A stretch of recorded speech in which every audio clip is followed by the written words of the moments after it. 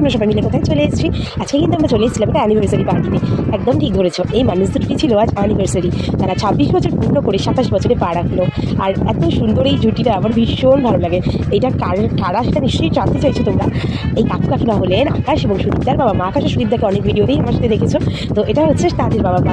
তো কাকু কাকিমা 26 বছর পূর্ণ করে 27 বছরে যে পা রাখেন।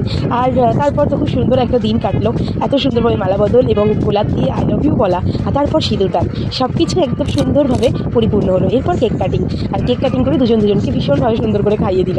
তারপরে আকাশ এবং সুদীপদাও কিন্তু কেক থেকে ভাগ তো বসিয়েছিলই, আমরাও কিন্তু ভাগ বসিয়েছিলাম এই কেক থেকে।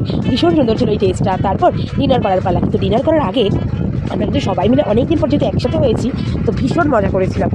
তারপরে এই দেখো আমি প্লেট আর গ্লাস তুলে দেখাচ্ছি যে আমরা খেতে বসে গেছি। তারপরে ঋষভ, রাহুল, সুদীপদা, শুভদা সবাই মিলে আমাদের সার্ভ করেছিল। খুব সুন্দর করে ডিনার কমপ্লিট করে আমরা কিন্তু বাড়ি চলে এসেছি। তো তোমাদেরও কাছে যদি এরকম ছোটো ছোটো খুশির মুহূর্তগুলো থাকে, প্লিজ শেয়ার করে দিও। তখন ভালো থেকো, টাটা, দেখা